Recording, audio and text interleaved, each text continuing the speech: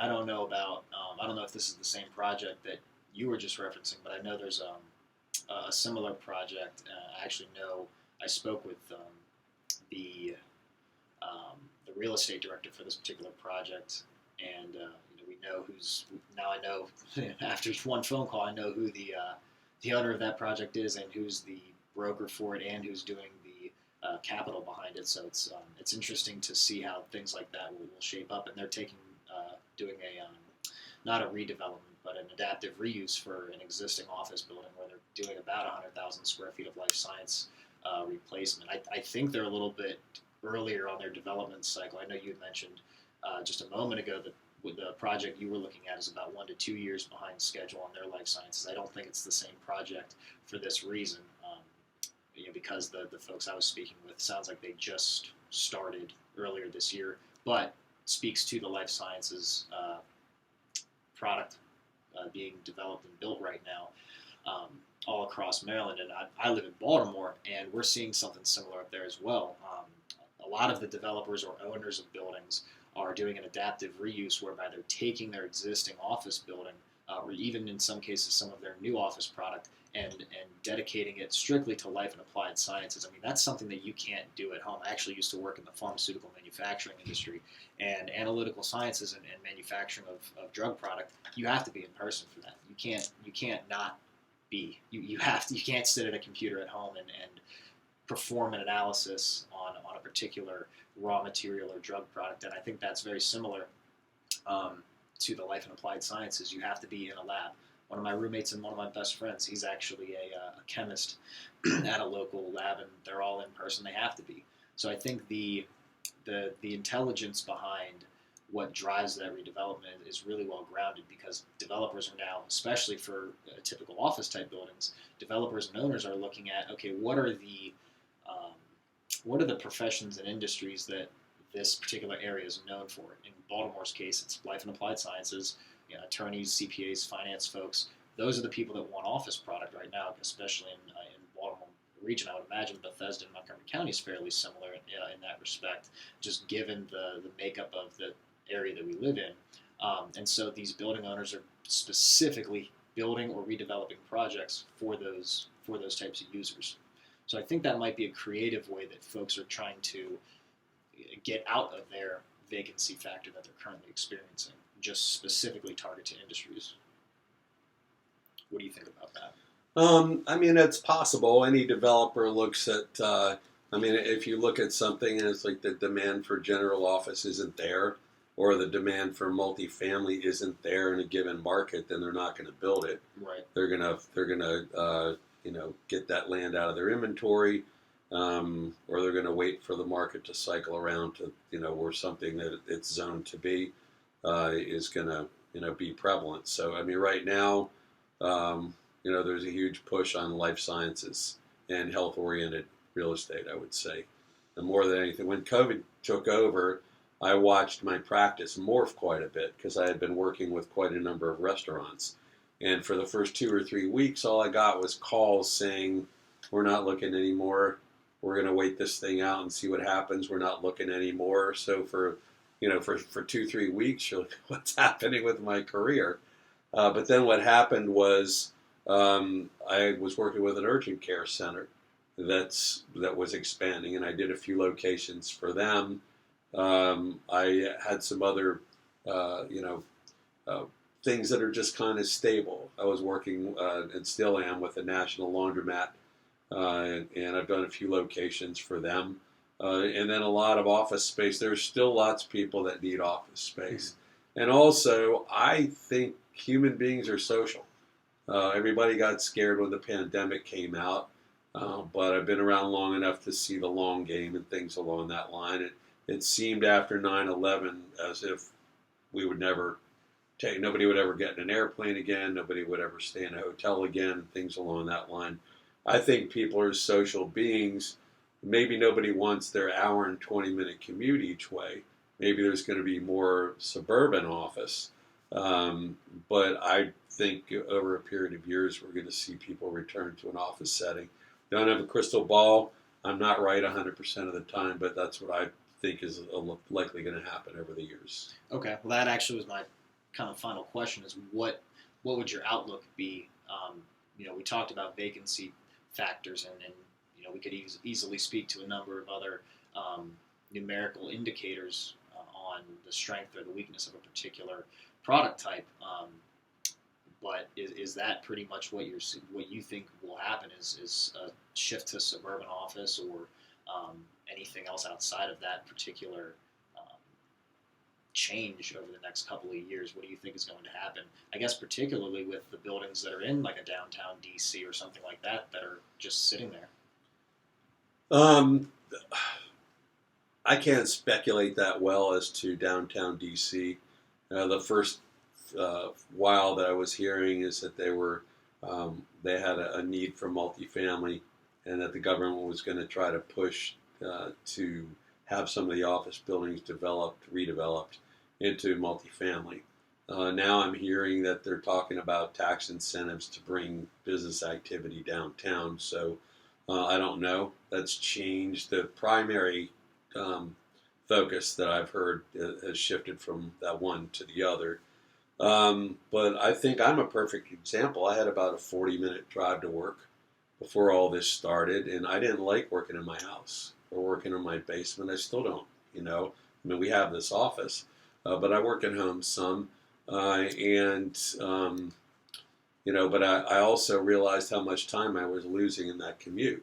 If you have an extra half hour each day, each way, then that's an hour a day. That's 5 hours on the commute a week. That's 20 a month. That's 240 hours extra that you're spending. And if you are productive, whether that be productive in work or productive spending that time with your family or other things, that's time that I don't want to spend again. So, am I going to have another commute that's 45 minutes from my house? I don't think so. And I talked to a lot of people, and I think there's going to be a lot of that too. I don't think anybody, I've heard some outlandish commutes, an hour and a half, 2 hours, involving the bridges, the Wilson Bridge, Cabin John Bridge, going from Virginia to Maryland or vice versa. I don't think people want that anymore. So my guess is that we'll see less of that, and we'll see more suburban office, and maybe people mixing. I got to go into the office for meetings, for team building, for this or that or the other. But the other 2-3 days a week, maybe I can work out of the house. So then would that mean that a big national company that has a decent presence would need to have multiple smaller regional offices as opposed to one large central office downtown? That's hard to say. I mean, that's a big generalization, right, cutting across industries.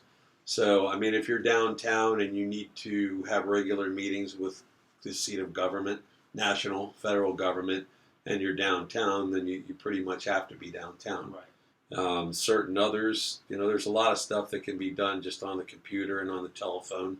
And I think those industries, people are going to either work from home or, so it's hard to say. I mean, I don't have a crystal ball. Right. I have things that I've seen. I have things that I think are going to happen. The one thing I have a lot of trouble with is prognosticators, like this is going to happen, that's going to happen, and this is that sort of thing. Because routinely over the years I see that, and they're wrong.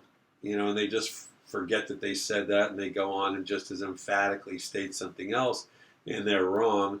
I was on, when COVID came around, I was on webinars and other things with some very, very experienced attorneys, brokers, presidents and CEOs of organizations, partners with really big law firms. And it was really refreshing for me because at the end of the day, people would say, this is what I think is likely to happen.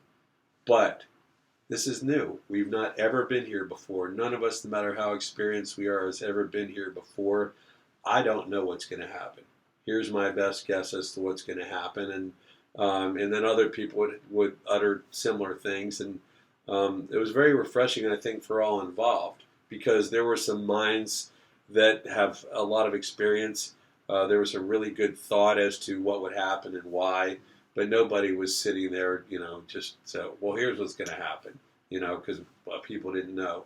And I don't know what's going to happen, but just looking at human nature, and looking at the fact that people don't love being alone in their house all the time. Might be fun for a while. Um, but I think they're going to want to be in the office. The team building requires it. You got to meet with clients, you got to meet with customers. It can't all be done generally on Zoom and on the phone. So I think there's going to be some demand for office, substantial demand for office. I think it's going to grow. There will be absorption of the products that have been developed, and we'll just have to wait and see. Fair enough. That pretty much wraps it up for my questions. Is there any kind of final thoughts, words, comments on Office or anything else that's majorly pressing? No, I would just tell people that every situation is different. Every market is different. Every submarket is different. Every situation is different. And so there's not really a one-size-fits-all kind of advice. If you want to talk about your specific situation, your specific industry, your location, your company, your direction, or anything along that line, it really does require something that's tailor-made for each tenant and each buyer of buildings as well. So we're always happy to talk with you and give you that individual input into your situation, and so we invite you to call us. Of course, and we will be doing, I think, our best effort possible to get a video out. I don't know, what would you say? Once every 2 weeks, maybe? At least, yeah. We'll start off trying to do that, and we definitely look forward to having more of these types of conversations. And as the audience grows for this video and this series, we definitely invite people to comment, like, share, and reach out to us. Of course, we'll make it abundantly easy to find information directly from us, as well as get in touch with us. But we highly encourage folks, if you have any questions or anything that you want an answer to, please do not hesitate to pick up the email or the phone and get in contact with us.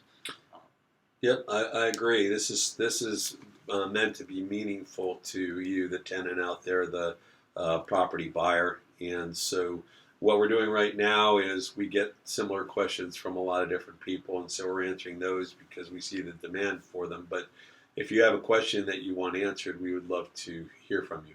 Well, as well as landlords and sellers as well. I mean, granted, I think you would say that a lot of the work we do now is tenant and buyer rep related, but of course we have the experience and knowledge able to answer questions from landlords and potential sellers of buildings as well.